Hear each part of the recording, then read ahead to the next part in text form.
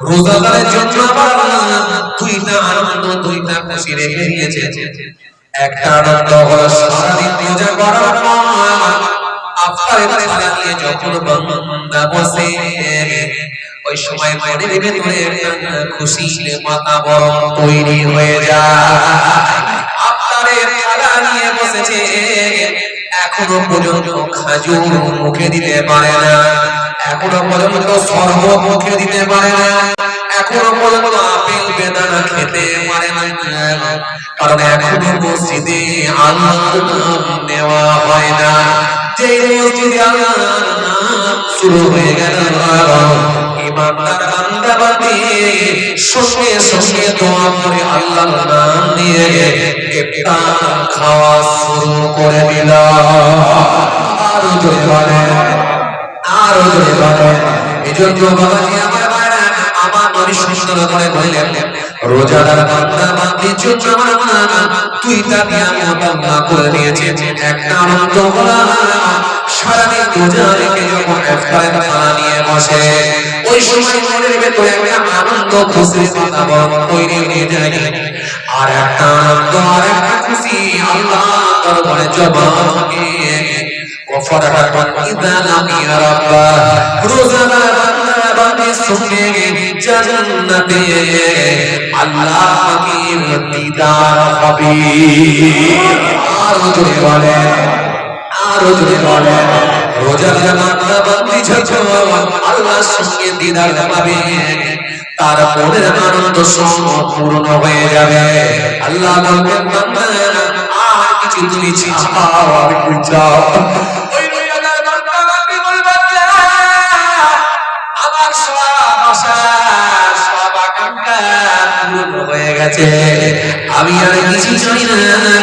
জীবনে একটা ইচ্ছা ছিল তোমাকে সামনে দেখব, তুমি আজকে আমার সামনে দেখা দিয়ে দিয়েছো, আল্লাহ কিছু লাগবে না। এজন্য আমার নবী বললেন, রোজাদার আনন্দ আল্লাহ দুইটা করে দিয়েছে।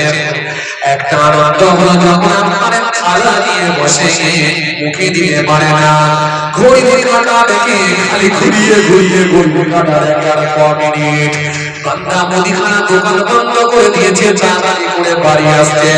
বান্দা ফল কিনতে গিয়েছিল, তাড়াতাড়ি করে বাড়ি আসছে। বান্দা বিকেল বেলা বাজারে কিনতে গিয়েছিল, তাড়াতাড়ি করে বাড়ি চলে আসছে। আর সময় বেশি নাই, আর মাত্র আধা ঘন্টা টাইম। পকেট থেকে নাগরটা বের করে মেশোয়াটা বের করে ডান দিকে বাঁ দিকে ঘোরাচ্ছে। এখনই আমি ইফতার করব, আল্লাহর হুকুম হবে আমি ইফতার করব। তাড়াহুড়ো করে বাড়িতে এসে আর পাটি বিছিয়ে দিয়ে বসে পড়েছে ইফতারের থালা নিয়ে। এখনো 10 মিনিট, এখনো 5 মিনিট মুখে দিতে পারে না, আল্লাহর হুকুম হয় না, অর্ডার হয় না। গ্রিন সিগন্যাল এখনো পর্যন্ত জ্বলে না, গ্রিন সিগন্যাল এখনো পর্যন্ত পাচ্ছি না। যেই সিগন্যাল পেয়ে গেল, যেই আল্লাহর শুরু হয়ে গেল, ওই বাবার সঙ্গে সঙ্গে ইফতার করা শুরু করে। এজন্য নবী বলেন, ইফতারের পূর্বে যখন থালা নিয়ে বসে ওই সময়টা একটা মনের ভেতরে আনন্দ জেগে ওঠে। আর একটা আনন্দ হলো ওয়াফারাতান ইযা লাকিয়া রাব্বাহ, রোজাদার বান্দা বান্দির সঙ্গে জান্নাতে আল্লাহ পাকের দিদার হয়ে যাবে। আর জোরে বলেন, আর জোরে বলেন। এজন্য আমার আল্লাহ কোরআনে কারীমের মধ্যে সুন্দর করে বললেন, ইয়া আইয়ুহাল্লাযীনা আমানু কুতিবা আলাইকুমুস সিয়াম কামা কুতিবা আলাল্লাযীনা মিন ক্বাবলিকুম লাআল্লাকুম তাত্তাকুন। আল্লাহ কোরআনের মধ্যে একাধিক জায়গায় আয়াত দিয়েছেন, শাহরু রমাদানাল্লাযী উনজিলা ফীহিল কুরআন হুদাল লিন-নাস ওয়া বায়িনাতিন মিনাল হুদা ওয়াল ফুরকান ফামান শাহিদা মিনকুম আশ-শাহরা ফালিয়াসুম ওয়া মান কানা মারিদান আও আলা সাফারিন ফাইদ্দাতুম মিন আইয়ামিন উখরা। কোরআন শরীফের মধ্যে আল্লাহ রোজা নিয়ে একাধিক জায়গায় আয়াত দিয়েছেন। এজন্য রোজার গুরুত্ব আল্লাহ অনেক বাড়িয়ে দিয়েছে। এজন্য বান্দা যদি রোজা রাখে আমার আল্লাহ বড় খুশি রাজি হয়ে যায়। চলে খাতার কাজ আর কোন ছেড়ে দিচ্ছি আল্লাহ গেলে আমার আলোচনা হবে ইনশাআল্লাহ। কথা বুঝতে পারছেন? এই রোজা নিয়ে বললে বুঝতে পারছেন বাবাজি আমার ভাই? যাক সবাই রোজা রাখবে ইনশাআল্লাহ। খালি কয়েক শ্রেণীর মানুষের জন্য আল্লাহ ছাড় দিয়েছে বিশেষ কারণ। ওই ছাড়ের লিস্টে যদি পড়েন তবে হ্যাঁ আমান কানা মিনকুম মারিদান আও আলা সাফারিন, এই লিস্টে যদি পড়েন তবে, কিন্তু সুস্থ হয়ে আবার রাখতে হবে। আর সুস্থ হয়ে যদি তুমি রাখতে না পারো তাহলে তোমাকে ফিদিয়া দিতে হবে। এই ফিদিয়া কি, কার জন্য ছাড়, কে কে রাখবে, আল্লাহ আমি কোরআন শরীফের লম্বা লম্বা কয়েকটা বিষয় সম্পর্কে আমি আয়াত ধরে বলেছিলাম, কিন্তু সময় বিভিন্ন করে মনে রাখতে পারলাম না। আল্লাহ নিয়ে আবার ইনশাআল্লাহ সবাই আমায় দোয়া করবেন, আমি আপনাদের জন্য দোয়া রাখি। আল্লাহ তাআলা সকলকে বলার থেকে শোনার থেকে বেশি বেশি করে আমল করার তৌফিক দান সকলে করি। আমিন। অনেক সময় হয়ে গেছে, অনেকটা টাইম আমরা দিয়েছি। যাক আল্লাহ নিয়ে গোটা মাস আল্লাহ ওয়াফারে বানিয়ে দেয়, গোটা মাস আল্লাহ ওয়াফারে বানিয়ে দেয়। ও আমার বান্দা, ও আমার বান্দি, গোলামেরা তুলে ওয়াফার করে একটা নফল ইবাদত করবে, ফরজের সমতুল্য সওয়াব আল্লাহ, আর একটা ফরজ করবে 70টা ফরজের সমতুল্য সওয়াব আল্লাহ তোমার নেকির খাতায় দেব। গোটা মাস ওয়াফারে বানিয়ে দেয়। সকালবেলা আপনি দোকান চালিয়েছেন, বেলা 12:30 পর্যন্ত দোকান চালিয়েছেন, বাড়িতে এসে গোসল করে যোহরের নামাজ আদায় করেছেন। যোহরের নামাজটা আদায় করে একটু শরীরটা ক্লান্ত হয়ে গেছে, শরীর আর ভালো লাগছে না। আপনি বললেন আর এবারটা দোকান খুলবো না, দরকার নেই, একবেলা আল্লাহ যা দিয়েছে আলহামদুলিল্লাহ। যোহরের নামাজ পড়ে বান্দা বিছানায় শুয়ে পড়েছে, বিছানায় শয়ন করেছে, বিছানায় আপনি শুয়ে পড়েছে। ও বান্দা বিছানায় যখন শুয়ে পড়েছে একটি ঘুম এসে গেছে, আপনি আমার বলা সহ্য করতে পারেন না, সঙ্গে সঙ্গে ফেরেশতাকে ডাকেন, ফেরেশতা দেখো দেখো আমার বান্দা ক্লান্ত হয়ে গিয়ে শুয়ে পড়েছে, দেখো দেখো আমার বান্দি সারাদিন ধরে কাজ করে ক্লান্ত হয়ে যোহরের নামাজ পড়ে আমার বান্দিটা শুয়ে পড়েছে। দেখো কোন জায়গায় বান্দা, কোন জায়গায় বান্দি ঘুমিয়ে আছে, তাই দেখো বান্দা বান্দি দেখো ক্লান্ত হয়ে ঘুমিয়ে গেছে। ও ফেরেশতা দেখো দেখো এটা হলো আমার রোজাদার বান্দা, আর পাঁচটা সাধারণ বান্দার মতো নয়। আমি আল্লাহ বড় খুশি হয়ে গেছি, আমি আল্লাহ বড় রাজি হয়ে গেছি, ওটা বড় আমার রোজাদার বান্দা।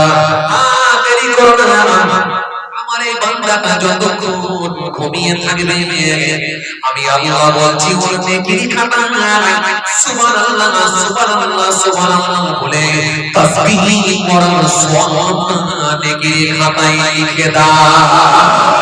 আর জোরে বলে বান্দা ঘুমিয়ে থাকবে, নেকি কিন্তু চালু থাকবে, বান্দা ঘুমিয়ে থাকবে, নেকি কিন্তু চলতে থাকবে, বান্দি ঘুমিয়ে থাকবে, নেকি কিন্তু চালু থাকবে। যতক্ষণ বান্দা ঘুমাবে নেকি কিন্তু ততক্ষণই চালু থাকবে। এই ফেসিলিটি আপনার কোম্পানি আপনাকে দেয় না, এই ফেসিলিটি আপনার সরকারও আপনাকে দেয় না, কিন্তু আমার মালিক আপনাকে ফেসিলিটি দিয়ে ভরিয়ে দিয়েছে। এজন্য আল্লাহ বড় খুশি হয়ে যায়। এই রোজাদার বান্দা বান্দে সারাদিন না খেয়ে থাকে, উপোস থাকে, ভুখা থাকে, আল্লাহ বড় খুশি হয়ে যায়, আমার আল্লাহ বড় সওয়াবাজি হয়ে যায়। দীর্ঘক্ষণ ধরে একটা মানুষ যদি উপোস থাকে দীর্ঘক্ষণ ধরে একটা মানুষ যদি খালি পেটে থাকে, মেডিকেল সায়েন্সের মধ্যে তার মুখ দিয়ে একটা দুর্গন্ধ বার হয়। সায়েন্স বলছে ওটা হলো টক্সিন জাতীয় দুর্গন্ধ। এই দুর্গন্ধটা যখন মুখ দিয়ে বার হয়, দুনিয়ার মানুষকে বড় খারাপ লাগে। দুনিয়ার মানুষ মুখে দুর্গন্ধ সহ্য করতে পারে না। তিনজন মিলে একসঙ্গে কথা বললেন, একজনের মুখ দিয়ে যখন গ্যাস হয় আর কেউ বা মুখটা ঘুরিয়ে দেয়, কেউ বা মুখটা অন্যদিকে সরিয়ে দেয়। এই মুখে দুর্গন্ধ মানুষ সহ্য করতে পারে না। খালি পেটে থাকলে মুখ দিয়ে গ্যাস বার হয়। মেডিকেল সায়েন্স বলছে টক্সিন জাতীয় দুর্গন্ধ বার হয়। এই দুর্গন্ধটা যখন বাড়তে থাকে, আমার মালিক সহ্য করতে পারে না।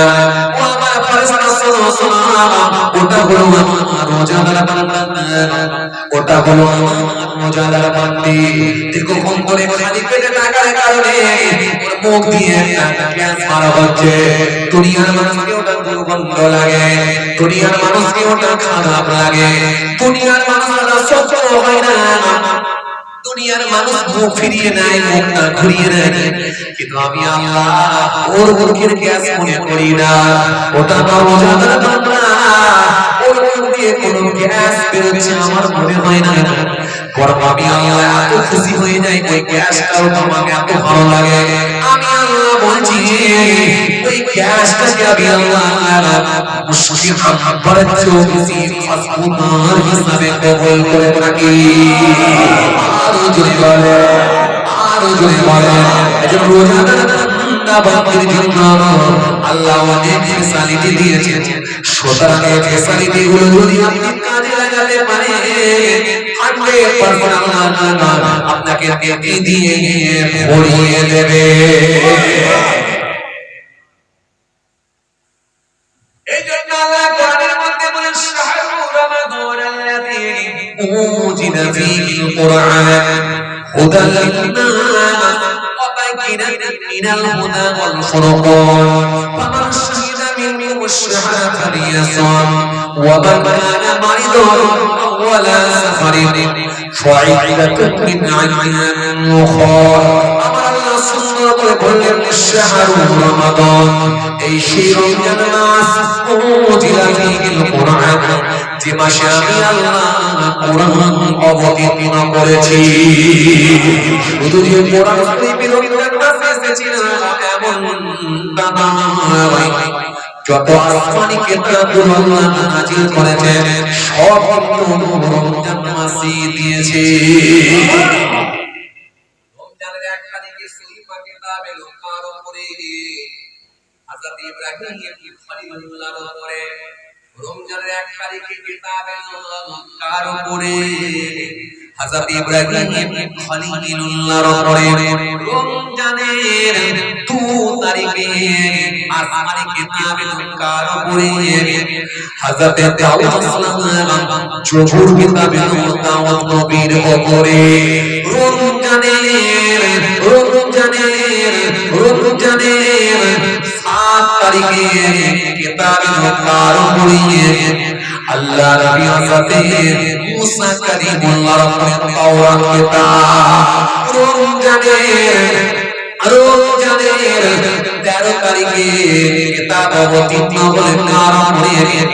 আল্লাহ নবী হযরত ঈসা রূহুল্লাহর উপরে ইনজিল কিতাব। রমজানের 24 তারিখে কিতাব এলো কার উপরে? কালামুল্লাহ কোরআন শরীফ আমার আল্লাহ দিলেন তার হাবিবুল্লাহর উপরে। আরো জোরে বলেন, আরো জোরে বলেন। এই কোরআন শরীফ যে একদিনই অবতীর্ণ হয়েছিল আসলে কিন্তু এমনটা নয়। বড় কোরআন শরীফ 23 বছর ধরে অবতীর্ণ হয়েছিল, কিন্তু আমার আল্লাহ কোরআন নাযিল করেছেন, স্টার্ট করেছেন রমজানের 24 তারিখে। আরো জোরে বলেন। এজন্য আমার আল্লাহ সুন্দর করে বললেন শাহরু রমাদানাল্লাযী উনজিলা ফীহিল কুরআন, এই সেই রমজান মাস উনজিলা ফিহিল কুরআন, যে মাসে আমি আল্লাহ কোরআন অবতীর্ণ করেছি, কোরআন নাযিল করেছি। উনজিলা ফিহিল কুরআন হুদাল লিন-নাস, মানুষের হেদায়েতের জন্য, হুদাল লিন-নাস ওয়া বাইয়িনাতিন মিনাল হুদা ওয়াল ফুরকান। বাইয়িনাত শব্দের অর্থ হলো স্পষ্ট দলিল, স্পষ্ট প্রমাণ, দলিল প্রমাণ রেকর্ড। বাইয়িনাত শব্দের অর্থ হলো স্পষ্ট দলিল, অনেকগুলো অর্থ হয়, মানে দলিল। আপনি একটা জায়গা কিনবেন, দলিল ছাড়া কিন্তু জায়গা কিনবেন, রেকর্ড ছাড়া কিন্তু জায়গা কিনবেন না। আপনি বলবেন আগে দলিল দেখাও, দেখো না জায়গাটা কার, খাসের জায়গা না সরকারি জায়গা, কথা বলো, আগে আমাকে দলিল দেখাও, রেকর্ড আছে তো। আল্লাহ বলছেন শোনো বান্দা, বাইয়িনাতিন মিনাল হুদা ওয়াল ফুরকান, কোরআনের অপর নাম হলো ফুরকান। এই ফুরকান, এই কোরআন আমি আল্লাহ দলিল হিসাবে মানুষের জন্য, এটা প্রমাণ দলিল, এটা হলো রেকর্ড। এই রেকর্ড, এই দলিলটাকে আমি আল্লাহ মানুষের জন্য হেদায়েত স্বরূপ আমি আল্লাহ পাঠিয়েছি। বাইয়িনাতিন মিনাল হুদা ওয়াল ফুরকান, আমান শাহিদা মিনকুম আশ-শাহর ফালিয়াসুম ওয়া মান কানা মারিদান আও আলা সাফারিন ফাইদ্দাতুম মিন আইয়ামিন। কোরআন শরীফের মধ্যে আল্লাহ পর সব আয়াত দিয়েছেন, রমজান সম্পর্কে একাধিক আয়াত আছে। চলুন বলতে গেলে আরো অনেক সময় লেগে যাবে, কথা বুঝতে পারছেন? হ্যাঁ, ফজিলত সম্পর্কে যদি আরো আলোচনা করি, এবং কার কার জন্য রোজা ছাড় আছে, কোন কারণে ছাড় আছে, আর কোন কারণে আছে, এবং তারপরে ফের রাখতে হবে না ফিদিয়া দিতে হবে, এই বিষয়ে যদি বিস্তারিত আলোচনা হয় অনেক সময় লেগে যাবে। যাই হোক, অনেক সময় আপনারা দিয়েছেন, আলহামদুলিল্লাহ, আল্লাহ মাশাআল্লাহ, কিন্তু সব আমার উপরই লাগিয়ে দিয়েছে, লাগাই আছে তাই, কারণ আমরা টাইম মেইনটেইন করে চলার মাশাআল্লাহ। জোহরের নামাজ কাজে করতে দাঁড়াবে না, যারা যারা নামাজ কাজে করতে দাঁড়াবে না, খালি সময় মেইনটেইন করতে পারি না, চায় কথা হবে, চায় এত ডেঞ্জার জায়গা, এই জায়গায় গেলে